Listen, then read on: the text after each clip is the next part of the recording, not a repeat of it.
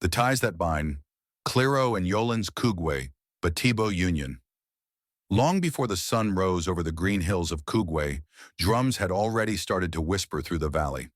The air was thick with the scent of roasted plantains, beans, cola nuts, and freshly tapped palm wine. It was not an ordinary day. It was the day Clereau and Yoland would become husband and wife in the eyes of the ancestors, the living and those yet to come. Clereau stood beside his father.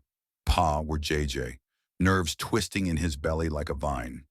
Dressed in richly embroidered togo, his cap sitting proudly, he tried to hide his excitement under a composed smile. Today wasn't just about love, it was about legacy. "My son," Pa JJ said, resting a firm hand on Clereau's shoulder. "This is not just a marriage. This is a weaving of lineages. The blood of two strong houses will flow as one." Across the village square, Yoland sat inside her family compound, her hair braided and adorned with cowries, gold beads glinting in the early light. Her mother and aunties circled her, singing softly as they rubbed scented oil onto her skin. "Today you walk with your mother's grace and your grandmother's pride," her Aunt Caroline said, holding Yoland's chin gently. "Don't just smile, child. Carry your people with you." The first rite, knock door, asking the hand.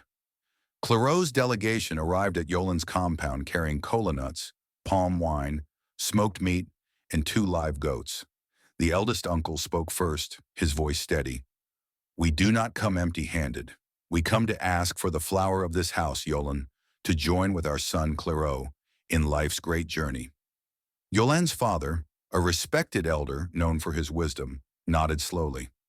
"You have come well, but even flowers must be watered with honor. Sit. Let the elders speak."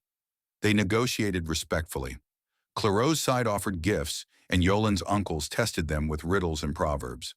Laughter rose. Wine flowed. Approval was finally granted with a firm handshake and the breaking of cola nuts. The second rite, bride wealth presentation. On the following moon, Clereau returned with bride wealth, not as a payment, but as a gesture of gratitude. Among the offerings were wrappers, salt, farming tools, and a cockerel, symbol of fertility and strength. Elders blessed the items. "They have remembered the ways of our fathers," one of them said. "This marriage will not fall like an unripe fruit." The final rite, bringing the bride home.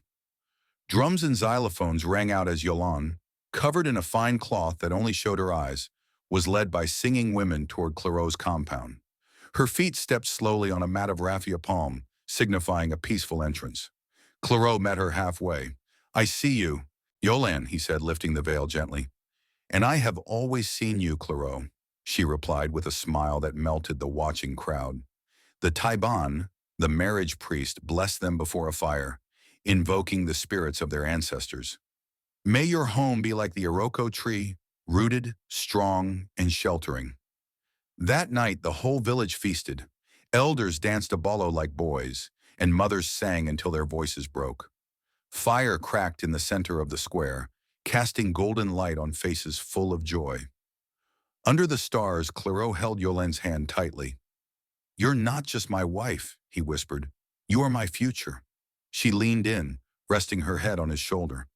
"And you are my forever."